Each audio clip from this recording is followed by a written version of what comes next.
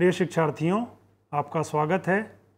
आज हम उच्चतर माध्यमिक स्तर पर हिंदी विषय के बारे में बातचीत करने जा रहे हैं। आज जिस विषय पर हम बात करेंगे वह पाठ है क्रोध। यह आचार्य रामचंद्र शुक्ल का एक सुप्रसिद्ध निबंध है। आपने अध्ययन सामग्री में इस पाठ को पढ़ा होगा, लेकिन आज हम इसे अब सरल तरीके से, रोचक तरीके से और विस्तार से आपके सामने रखेंगे। इसका लक्ष्य यह है कि आप इस पाठ को और आसानी से समझ सकें। इस पाठ में एक महत्वपूर्ण विशेषता यह है कि क्रोध को एक मनोविकार के रूप में शुक्ल जी ने प्रस्तुत किया है और क्रोध के कारणों के बारे में, क्रोध की उत्पत्ति के बारे में एक अलग दृष्टि दी है उन्होंने।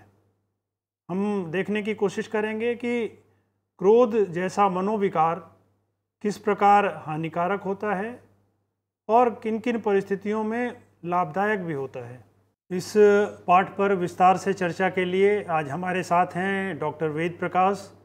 आप अलीगढ़ मुस्लिम विश्वविद्यालय में प्रोफेसर हैं और आलोचना के क्षेत्र में महत्वपूर्ण कार्य कर रहे हैं।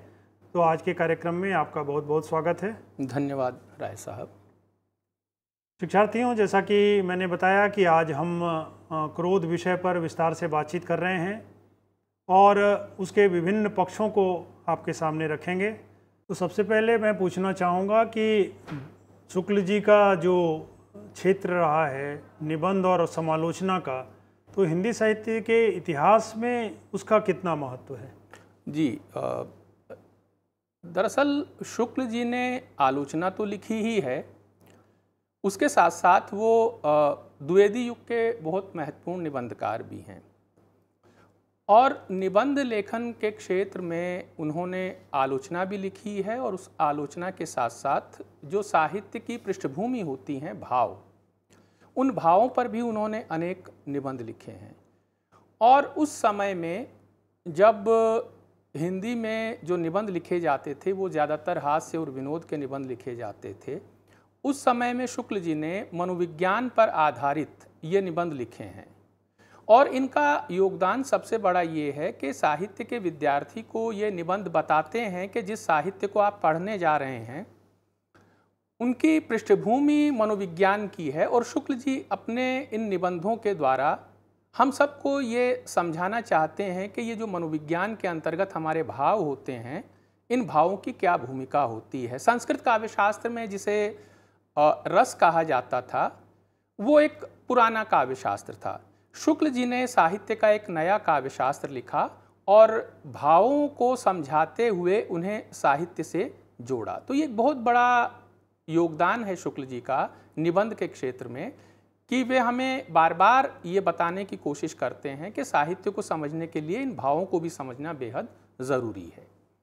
इसमें जो इन्होंने विषय लिया क्रोध को, जी, तो यह भी एक आश्चर्य होता है साहित्यकारों को कि ऐसे विषय को क्यों लिया उन्होंने। जी जी जी, क्रोध भी उसी तरह से एक मनोविकार है या भाव है जिस तरह से प्रेम है, हास्य है, करुणा है, ईर्ष्या है, लज्जा है, ग्लानि है, उत्साह है, मित्रता है। तो आप ये पाएंगे कि साहित्य का जो क्षेत्र है वो इनसे जुड़ा हुआ है सभी भावों से। शुक्ल जी की मूल स्थापना ये है कि समाज में अक्सर कुछ भावों को अच्छा माना जाता है, कुछ को बुरा माना जाता है। जैसे समाज में प्रेम है, दया है, करुणा है, मित्रता है, इन सब को बहुत महत्व दिया जाता है। और क्रोध और घृणा, इन दो भावों को ये माना जाता है कि ये बुरे भाव हैं। लेकिन शुक्ल जी का ये मानना है कि भाव न अपने आप में अच्छे होते हैं न बुरे होते हैं। उनकी अच्छाई और बुराई इस बात पर निर्भर करती है कि वो समाज के लिए कितने उपादेय हैं, उनका योगदान क्या है समाज के लिए। तो शुक्ल जी ने जब ये खोज की कि इन भावों की सामाजिक भूमिका क्या है, तो क्रोध को भी उन्होंने इस रूप में सामने रखा कि क्रोध की बुराइयां तो हैं ही हमारे लिए, लेकिन समाज के लिए उसकी कुछ अच्छाई भी है। इसी को दिखाने के लिए उन्होंने इस मनोविकार की चर्चा की, इसका स्वरूप हमारे सामने स्पष्ट किया, इसकी जो हानियां हैं उनको भी बताया, लेकिन उसके साथ साथ ये समाज के लिए ज़रूरी क्यों है इसकी भी उन्होंने चर्चा की। जी, तो इसमें शुरू में हम जानना चाहेंगे कि इसका उद्देश्य क्या क्या है। जी, उसे हम देख लेते हैं। जी, दरअसल मेरे ख्याल से आप पाठ के उद्देश्य की बात कर रहे हैं। हाँ हाँ। दरअसल आज जिस समाज में हम रह रहे हैं उस समाज की बहुत समस्याएं हैं। हम अपने मनोभावों को किस तरह से प्रस्तुत करें, उन पर किस तरह से काबू रखें, अपने आप पर किस तरह से संयम रखें। कभी कभी हम बहुत आवेग में आ जाते हैं, तो उस आवेग पर नियंत्रण कैसे रखें, ये एक कौशल है हमारे जीवन का। इस कौशल की प्राप्ति हम तभी कर पाएंगे जब हम भावों के स्वरूप को अच्छी तरह से समझ लेंगे। तो इस पाठ का एक बहुत बड़ा उद्देश्य ये है कि ये पाठ हमें ये बताता है कि क्रोध की उत्पत्ति कैसे होती है, उस उत्पत्ति के कारण क्या हैं, क्रोध के लाभ क्या हैं और उसकी हानियां क्या क्या हैं। इसके साथ साथ समाज के लिए वो क्या काम करता है, अच्छा और बुरा किस रूप में होता है। फिर अगर ये निबंध है आचार्य रामचंद्र शुक्ल का, तो हम निबंध की विशेषताओं पर चर्चा कर सकें, विचारात्मक निबंध क्या होता है ये बता सकें, और इस विचारात्मक निबंध की भाषा शैली की क्या क्या विशेषताएं हैं इन पर चर्चा कर सकें। ये इस पूरे पाठ का एक उद्देश्य है, जिसको समझते हुए हम इस पाठ को पढ़ें। इसमें हम शुरुआत करते हैं, जैसा आपने बताया कि कई उद्देश्य हैं इसके। जी, तो सबसे पहले सामाजिक जीवन में क्रोध का क्या महत्व है, इस पर हम चर्चा करते हैं। दरअसल शुक्ल जी ने ये बताया है कि दुख के चेतन कारण या साक्षात्कार, दुख का जो चेतन कारण होता है या तो हम उसका साक्षात्कार करते हैं या साक्षात्कार नहीं करते तो उसका अनुमान करते हैं। तो जब हम दुख के चेतन कारण का साक्षात्कार या अनुमान करते हैं तो उसके बाद जो भाव हमारे मन में आता है उसे क्रोध कहा जाता है। इस बात को इस रूप में समझें कि अगर हमें ये पता लगे कि सामने वाला व्यक्ति हमारे दुख का कारण है तो हमें उसके ऊपर गुस्सा आएगा। एक तो व्यक्तिगत स्थिति होती है कि सामने वाला व्यक्ति हमारे दुख का कारण है, इसलिए हमारे क्रोध का आलंबन है, हमारे क्रोध का भी कारण है। अब इस पूरे समाज में दुख दो तरह के होते हैं, एक किसी व्यक्ति को दुख देना और एक पूरे समाज को दुख देना। हम सब लोग ये जानते हैं, हम चूंकि सामाजिक लोग हैं इसलिए हमारे लिए सबसे ज़्यादा महत्व उसका है जो इस पूरे समाज को दुख दे रहा है। तो अगर समाज को दुख देने वाला व्यक्ति है और उसके प्रति क्रोध नहीं हो रहा है तो ये कोई अच्छी बात नहीं है। इसलिए क्रोध की सबसे बड़ी भूमिका ये होती है कि वो समाज के या व्यक्ति के दुख का निवारण करने वाला एक भाव है। निवारण करने वाला भाव इसलिए है कि जैसे ही हमें ये पता लगता है कि एक व्यक्ति समाज के लिए अच्छा नहीं है तो हमें उस पर गुस्सा आएगा। और शुक्ल जी ने यह भी बताया है कि जो भाव होते हैं वो निष्क्रिय नहीं होते। जब हमारे मन में कोई भाव उमड़ता है तो हम कुछ करने के लिए तत्पर होते हैं। जैसे हमारे भीतर क्रोध आएगा तो क्रोध के कारण हम उस क्रोध का निवारण भी करना चाहेंगे। और कैसे करेंगे निवारण? कि जिसके प्रति क्रोध है उसको हम उसका विरोध करेंगे या उसको कष्ट पहुंचाएंगे। अब मामूली स्थितियों में किसी को कष्ट पहुंचाना या किसी का विरोध करना कोई अच्छी बात नहीं है, लेकिन आप इसे इस रूप में देखिए कि कोई दुष्ट व्यक्ति है जो समाज का विनाशकारी है तो उस पर तो हमें क्रोध करना चाहिए। इसलिए क्रोध की एक बहुत बड़ी सामाजिक उपयोगिता ये है कि वो समाज को दुख से बचाने का काम भी करता है। इसलिए हर स्थिति में क्रोध कोई बुरी चीज नहीं है। अगर क्रोध के कारण समाज की रक्षा हो रही है समाज के लिए हम कुछ कर पा रहे हैं, इस समाज में रहने वाले लोगों को बचा पा रहे हैं, तो क्रोध होना चाहिए। और शुक्ल जी ऐसे क्रोध का पक्ष लेते हैं और यही क्रोध की हमारे लिए उपादेयता है। इसके लिए शुक्ल जी ने कुछ उदाहरण भी दिए हैं। जैसे उन्होंने राम के क्रोध का उदाहरण दिया है, उन्होंने कृष्ण के क्रोध का उदाहरण दिया है, शिशुपाल वध की जो घटना है उसका उल्लेख शुक्ल जी करते हैं। अब राम अगर रावण पर क्रोध करते हैं, शुक्ल जी का कहना है वो तब भी सुंदर लगते हैं, क्योंकि रावण बुराइयों का प्रतीक है। और हम सब जानते हैं कि जो लोग बुरे व्यक्ति पर क्रोध करते हैं वो कुछ अच्छा कर रहे होते हैं। लक्ष्य बड़ा होता है। लक्ष्य बड़ा होता है, लक्ष्य के पीछे समाज के प्रति करुणा है। इसीलिए शुक्ल जी ने क्रोध को करुणा से भी जोड़ा है और ये कहा है कि जिसके मन में समाज के प्रति करुणा होगी उसके भीतर दुष्ट व्यक्तियों के लिए क्रोध भी होगा, जैसे कि राम का क्रोध है और कृष्ण का शिशुपाल के प्रति क्रोध है।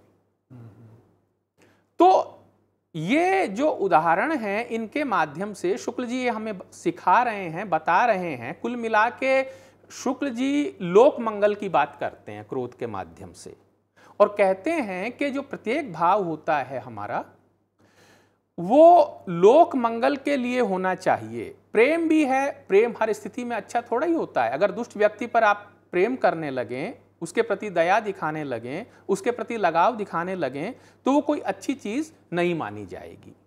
तो इसीलिए भावों की समाज में अपनी एक भूमिका होती है और क्रोध की भी एक भूमिका है। इसे आप अच्छी तरह से अब तक जान गए हो। इसमें एक महत्वपूर्ण पक्ष यह है कि अगर प्रतिकार के लिए क्रोध किया जाता है जी जी, तो वो हानिकारक है। वो शुक्ल जी ने एक उदाहरण दिया है इस निबंध में प्रतिकार का, कि मान लीजिए हम एक रेल में यात्रा कर रहे हैं और दो लोग बैठे हुए हैं। किसी एक व्यक्ति ने दूसरे को थोड़ा बहुत कष्ट दिया और जब वो कष्ट देने वाला व्यक्ति ट्रेन से उतरने लगा तो उतरते उतरते उस पहले व्यक्ति ने उसको एक थप्पड़ मार दिया। इसको प्रतिकार कहा जाता है, क्योंकि इस प्रतिकार में आगे कोई संभावना नहीं है कि वो व्यक्ति कष्ट देगा। एक क्रोध ये है कि हमारा पड़ोसी है और रोज रोज वो हमें गालियां दे रहा है, उसकी गालियां सुनकर भी हम किसी दिन उसको थप्पड़ मार सकते हैं। लेकिन उस थप्पड़ मारने में और पहले थप्पड़ मारने में बहुत अंतर है। पहला प्रतिकार है और दूसरा क्रोध है, क्योंकि दूसरे में भविष्य में फिर से दुख न हो इससे बचने की इच्छा है। तो प्रतिकार, हालांकि शुक्ल जी ने यह भी कहा है कि इस पूरे समाज में जो क्रोध है वो अक्सर प्रतिकार के रूप में ही देखने में आता है। ज्यादातर जो हमें दिखलाई पड़ता है क्रोध वो प्रतिकार के रूप में ही दिखलाई पड़ता है। लेकिन ये दो पक्ष हैं, एक प्रतिकार है और एक सचमुच में क्रोध है। क्रोध में असल में भविष्य में अनिष्ट से बचने की इच्छा होती है, प्रतिकार में ऐसा कुछ भी नहीं है। वहां लगभग बदला लेने वाली स्थिति थी कि भविष्य में उसका कुछ नहीं होना, जो अतीत में हो चुका, जो पहले घटित हो चुका, उसका बदला वो व्यक्ति थप्पड़ मारकर ले रहा है। तो ये दोनों अलग अलग चीजें हैं। इसमें एक सवाल ये उठता है कि क्रोध करने वाले की मनोवृत्ति क्या होती है। हाँ, अभी जैसा एक तो हमने ये बताया विभिन्न तरह की मनोवृत्तियां होती हैं क्रोध करने वाले व्यक्ति की। शुक्ल जी ने बड़े विस्तार से क्रोध के रूपों के उदाहरण दिए हैं इस निबंध में। आप ध्यान से अगर पढ़ेंगे इस निबंध को तो आप देखिए कि कितने बारीकी से, मतलब कहना यह चाहिए कि शुक्ल जी ने इस समाज में रहने वाले लोगों को बड़े ध्यान से देखा है और बिना ध्यान से देखे हुए इस तरह का निबंध लिखा नहीं जा सकता। और अनुभव प्रसूत है। माने क्षेत्र तो मनोविज्ञान का है, मनोविज्ञान अपने आप में एक शास्त्र है। लेकिन शुक्ल जी की सबसे बड़ी विशेषता यह है कि वो शास्त्र को आचरण से जोड़कर उस शास्त्र में कुछ नई चीजें हमें दे देते हैं और व्यवहार से जोड़ देते हैं। और इतनी आसान भाषा में ऐसे उदाहरण दे देकर वो हम समझाते हैं कि देखिए आप जिन जिन चीज़ों को क्रोध समझते हैं असल में वो सब क्रोध के एक से रूप नहीं है, उसकी भिन्नताएं हैं वो। जैसे अभी हमने एक प्रतिकार की बात की, एक पड़ोसी पर गुस्से में आकर थप्पड़ मारने वाली बात की, दोनों चीज़ें अलग अलग हैं।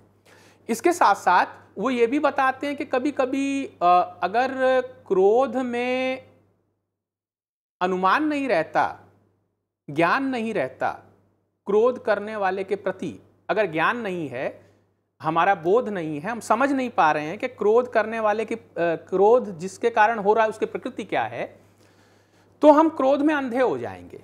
ये भी बताया उन्होंने। जैसे उन्होंने एक चाणक्य ब्राह्मण का उदाहरण दिया। वो विवाह करने जा रहा था तो रास्ते में उसके पैर में घास चुभने लगी, सूखी घास चुभने लगी। अब उसे भी एक क्रोध आया, तो उसने क्रोध में आके क्या किया कि उस घास में मट्ठा डाल दिया। एक दूसरा उदाहरण है कि एक व्यक्ति जो है वो चूल्हा फूंक रहा है और लकड़ियां जल नहीं रही हैं। उसे गुस्सा आया और उसने क्या किया, उस चूल्हे में लाके पानी डाल दिया। अब आप ये देखिए कि शुक्ल जी ने पहले तो ये स्थापित किया कि क्रोध में ये ज्ञान होना चाहिए कि जिस पर क्रोध किया जा रहा है उसकी स्थिति क्या है। यहां ये दोनों व्यक्ति भूल गए हैं कि जिस पर हम क्रोध कर रहे हैं वो कोई चेतन वस्तु तो है नहीं। माने जो घास है चुभने वाली वो कोई चेतन वस्तु नहीं है। उसे किसी वो आपको जानबूझ के तो कष्ट दे नहीं रही है। वो तो उसकी प्रकृति है कि सूख गई तो पैरों में चुभेगी। इसका निवारण घास नहीं कर सकती। चूल्हा अगर गीली लकड़ियां हैं तो वो आपके गुस्से से थोड़ी जलने लगेंगी, वो नहीं जलेंगी। तो शुक्ल जी ने बताया ये भी क्रोध होता है, लेकिन इस क्रोध में एक खास तरह का अज्ञान है। एक क्रोध वो होता है कि हम अपने से ज्यादा जो ताकतवर व्यक्ति है उसकी ताकत का अंदाजा नहीं कर पाते हैं और उस पर क्रोध करने लगते हैं। शुक्ल जी ने कहा यह मूर्खता है। एक व्यक्ति अगर 20 लोगों को लेकर आप पर आक्रमण कर दे तो आप उस पर क्रोध नहीं दिखाएंगे ना। अगर क्रोध आप दिखाने लगे उस पर, तो शुक्ल जी ने कहा आप मारे जाएंगे। तो ये तो क्रोध में मारा जाना हुआ, जबकि क्रोध का लक्ष्य क्या होता है, रक्षा करना। तो एक क्रोध ये है। फिर उन्होंने बच्चे की बात की कि जो छोटा बच्चा होता है 3-4 महीने का, उसमें भी ज्ञान नहीं होता। वो जो कारण और कार्य होता है उसमें संबंध नहीं स्थापित कर पाता है। तो आप उसे अगर मारने के लिए हाथ भी उठाएंगे तो वो हंसने लगेगा, क्योंकि उसे ज्ञान नहीं है, तो वो क्रोध भी नहीं कर पाएगा। फिर थोड़ा सा आगे बढ़िए, बच्चे को शुरू में ज्ञान होता है मां से संबंध का। उसे जब भूख लगती है तो मां उसे दूध पिलाती है। फिर उसे जब भूख लगती है तो ये पहचानने लगता है कि मां के कारण मुझे भूख लग रही, मेरी भूख शांत होगी। तो जब वो दूध नहीं पिलाती है तो वो चीखता चिल्लाता है। वो भी एक क्रोध है, क्योंकि अभी उसे पता लगना शुरू हुआ है कि मेरे दुख का कारण मां है। तो जहां अज्ञान है वहां अगर आप क्रोध करते हैं तो वो क्रोध नहीं है, उसमें कई स्थितियां पैदा हो सकती हैं। आप क्रोध में आके पत्थरों को अगर तोड़ने लगे तो उस क्रोध का क्या कहेंगे, वो क्रोध तो नहीं है सचमुच में। इसलिए शुक्ल जी ने कहा क्रोध में ज्ञान का होना जरूरी है। इसमें जैसे प्रयोग किया है इन्होंने कि उग्र चेष्टाएं होती हैं। हाँ, या जो मनोवेग होता है वो ज्यादा होता है। जी जी जी। दरअसल शुक्ल जी ने ये कहा है कि क्रोध जो है वो शांति को भंग करने वाला एक मनोविकार है। और जैसे ही हमारे भीतर, दरअसल ये जो हमारे मनोविकार होते हैं ना, इनकी अलग अलग चेष्टाएं होती हैं। प्रेम की चेष्टाएं वही नहीं होंगी जो क्रोध की होंगी। दया की चेष्टाएं वो नहीं होंगी जो क्रोध की होंगी। करुणा की चेष्टा वो नहीं होगी जो क्रोध की होगी। हालांकि कभी कभी एक दूसरे के साथ भी आ सकते हैं। जैसे किसी अबला को कोई व्यक्ति सता रहा है तो इसमें दो भाव एक साथ आएंगे, एक दया और दूसरा क्रोध। उस अबला पर हमें दया होगी और सताने वाले पर क्रोध होगा। तो क्रोध भी जरूरी है और दया भी जरूरी है। इसी तरह से समाज की रक्षा के लिए हमें करुणा होनी चाहिए और क्रोध भी होना चाहिए। लेकिन क्रोध एक ऐसा मनोविकार है जिसमें आवेग इसलिए होता है कि जब हमारे भीतर क्रोध आता है तो हमारी जो कार्रवाई होती है वो त्वरित तेज होती है, हम कुछ करने के लिए तत्पर होते हैं। इसीलिए क्रोध को प्रबल आवेग वाला भाव कहा। अभी हमने जो दो उदाहरण दिए ना, कि एक जो है वो घास में मट्ठा डाल रहा है जड़ों में ताकि ये घास नष्ट हो जाए, दूसरा चूल्हे में पानी डाल रहा है, ये प्रबल आवेग है क्रोध का। तो क्रोध चूंकि हमसे कोई कार्यवाही तेजी से करवाता है, इसलिए उसे हम ये कहते हैं कि वो प्रबल आवेग वाला भाव है। इसी के साथ साथ शुक्ल जी ने एक उदाहरण और दिया है कि एक होता है अपना सिर फोड़ लेना क्रोध में, है ना। कुछ लोग ऐसे होते हैं कि जिनको गुस्सा आता है तो वो दूसरे को नुकसान नहीं पहुंचाते हैं, वो अपने को ही कष्ट देने लगते हैं। लेकिन ये किस स्थिति में होगा? ये उस स्थिति में होगा जब हम ये पहचान जाएंगे कि हमारा सर फोड़ने से सामने वाले को कष्ट होगा। जैसे कभी कभी हमारे बच्चे जो होते हैं वो गुस्से में आके अपने को कष्ट देने लगते हैं हमारे सामने, तो हमें कष्ट होता है ना। तो वो दिखता तो क्रोध के रूप में है, लेकिन वो क्रोध न होकर एक खास तरह का मनोविकार है, वो भी कष्ट दे रहा है दूसरे को। लेकिन क्या करके दे रहा है? दूसरे को कष्ट देके कष्ट नहीं दे रहा है, अपने आप को कष्ट देकर कष्ट दे रहा है। इसी तरह से एक चिड़चिड़ाहट का भाव है। शुक्ल जी ने बताया है कि जो चिड़चिड़ाहट का भाव होता है उसमें व्यक्ति अपने मन में ही रहता है और कुछ चीजों की सफलता जब उसे प्राप्त नहीं हो पाती है तो वो परेशान सा रहता है और बात बात पर खींचता है, और कभी कभी लोग उसे चिढ़ाने भी लगते हैं उसके बार बार खींचने पर। तो ये अपने आप पर खींचना, सफलता न मिलना, परेशान सा रहना, उद्विग्नता में रहना, ये जो चिड़चिड़ाहट है ये भी कभी कभी क्रोध के रूप में दिखलाई पड़ती है। इसमें अमर्ष और क्रोध का अंतर भी बताया उन्होंने। जी, उन्होंने अमर्ष और क्रोध का अंतर भी बताया है। और कभी कभी ये लगता है अमर्ष दरअसल एक संचारी भाव की तरह है जिसमें नाराजगी और गुस्सा होता है। अमर्ष में भी वो लगता है जैसे क्रोध के नजदीक है, लेकिन अमर्ष की विशेषता ये है कि वो जो अपना कष्ट है हुआ तो किसी दूसरे के कारण है, जाहिर सी बात है कष्ट, लेकिन उस दूसरे का ध्यान नहीं रहता। अपने ही कष्ट को याद कर करके व्यक्ति परेशान सा होता रहता है, तो उसे तो अमर्ष कहते हैं। लेकिन जब कष्ट देने वाले पर त्योरियां चढ़ती हैं तो उसे क्रोध कहते हैं, है ना। जब आदमी अपने ही भीतर रहता है और अपने कष्ट को, जैसे इसको उदाहरण इस रूप में दिया जा सकता है कि हम बार बार सोचें देखो उस व्यक्ति ने हमारा कितना बुरा कर दिया, और उस बुरे को याद कर करके हम और अधिक कष्ट में रहें, तो ये तो अमर्ष होगा। लेकिन जब हम बुरा करने वाले व्यक्ति का विरोध करें, उसे भला बुरा कहें, तो वो क्रोध होगा। तो इसमें एक और शब्द इन्होंने एक वाक्य प्रयोग किया है कि वैर क्रोध का अचार या मुरब्बा है। जी, बहुत ये इतना प्रसिद्ध वाक्य है आचार्य रामचंद्र शुक्ल का, और ये मामूली वाक्य नहीं है। माने ये वाक्य वही लिख सकता है जिसने चीजों को बड़े ध्यान से देखा हो। ऐसे उदाहरण जो लिख ले निबंध के भीतर, उसे तो हमें महान निबंधकार ही कहना चाहिए। शुक्ल जी ने यह कहा है कि वैर क्रोध का अचार या मुरब्बा है। हम सब लोग जानते हैं कि अचार और मुरब्बे के बनने की प्रक्रिया क्या होती है। वो एक दिन में तैयार नहीं होता, उसे बहुत समय लगता है। तो अचार और मुरब्बा बनने के लिए एक समय चाहिए। ठीक उसी तरह से कभी कभी क्रोध भी वैर में या शत्रुता में पर्यवसित हो जाता है समय के अनुसार। जैसे एक तो वो प्रतिकार था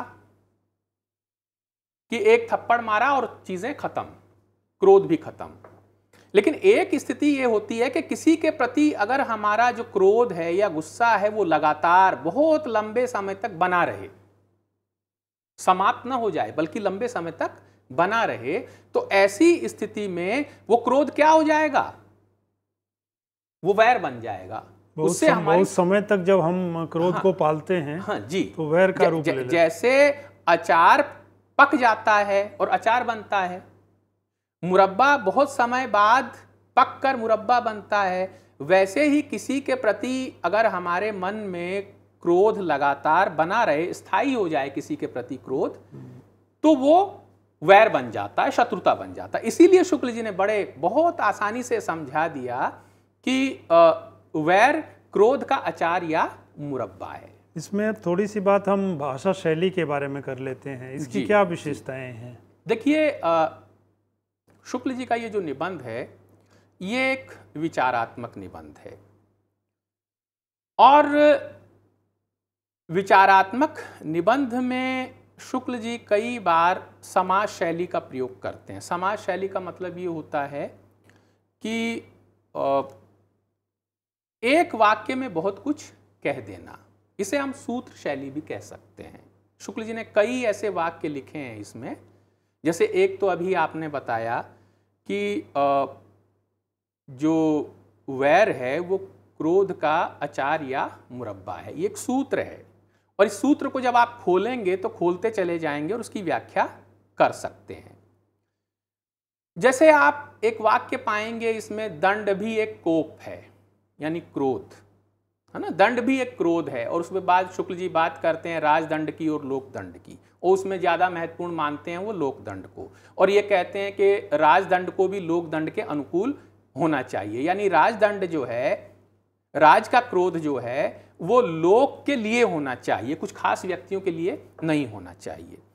तो इसी तरह से जैसे वो कहते हैं कि क्रोध जो है वो बड़ा फुर्तीला मनोविकार है, इसी तरह से वो कहते हैं क्रोध जो है वो शांति भंग करने वाला मनोविकार है। ये सब सूत्र वाक्य हैं। तो ये कहना चाहिए कि शुक्ल जी इस निबंध में सूत्र शैली का प्रयोग करते हैं। शब्दावली के स्तर पे किस तरह का है? शब्दावली के स्तर पर शुक्ल जी के बारे में प्रसिद्ध है कि शुक्ल जी को संस्कृत का बहुत ज्ञान था उनको, इसलिए वो जगह जगह संस्कृत की शब्दावली का प्रयोग बहुत करते हैं। जैसे अनिर्वचनीय है, समाहार है, हाँ, बहुत सारे ऐसे शब्द आप इस पीपीटी में देख सकते हैं जहां आप देखेंगे कि तत्सम शब्दावलियों का प्रयोग शुक्ल जी ने किया है। इसी तरह से मुरब्बा है, झल्लाहट है, हाँ, ये जो सारे शब्द आप देख रहे हैं, ये सारे शब्द आप देखिए तो आप ये पाएंगे कि शुक्ल जी जहाँ ज़रूरत पड़ती है वहाँ देशज शब्दों का भी प्रयोग कर लेते हैं, और खूब करते हैं, अपनी आलोचना में भी करते हैं जहाँ ज़रूरत होती है। तो इसके साथ साथ आप ये देखेंगे कि इस निबंध में मुहावरों के प्रयोग बहुत हुए हैं। दांत पीसना, जड़ों में मट्ठा डालना, हाँ, वैसे तो यहाँ ये मुहावरे के रूप में नहीं है क्योंकि यहाँ सचमुच में जड़ों में मट्ठा डाला, लेकिन कभी कभी ये भी होता है, प्रयोग भी होता है, हाँ, दांत खट्टे कर देना। तो ये सारे निबंध आप सामने देख सकते हैं, इस सारे मुहावरे इस निबंध में आप देख सकते हैं जो आपके सामने हैं। इसके साथ साथ आप किसी भी निबंध को पढ़ें तो बहुत सारी व्याकरणिक कोटियां होती हैं, उनको ढूंढ सकते हैं। जैसे इस निबंध में आप उपसर्ग और प्रत्यय को देखें, ये शब्द आपके सामने हैं जो उपसर्ग से बने हुए हैं, प्रत्यय से बने हुए हैं। इसके साथ साथ आप ये देखिए कि मिश्र वाक्य कहाँ आया है, सरल वाक्य कहाँ आया है, और संयुक्त वाक्य कहाँ आया है। तो अपनी बात को प्रभावशाली बनाने के लिए शुक्ल जी ने भाषा शैली को उसी तरह से बरता है जैसा उनको बरतना चाहिए था। ये सभी उनकी भाषा शैली की विशेषताएं इस निबंध में आपको देखने को मिलेंगी। तो इस तरह से शिक्षार्थियों, आपने देखा कि क्रोध निबंध पर विस्तार से चर्चा की गई और उसके विभिन्न पक्षों को आपके सामने रखा गया। मैं वेद प्रकाश जी का धन्यवाद करता हूं कि आपने इस विषय को बड़े रोचक तरीके से प्रस्तुत किया है। सामान्य तौर पे यह कठिन निबंध माना जाता है, और इस कार्यक्रम के माध्यम से हमने ये कोशिश की कि आपको इस निबंध को आसानी से समझने में, उसे ग्राह्य करने में सुविधा हो। बहुत बहुत धन्यवाद।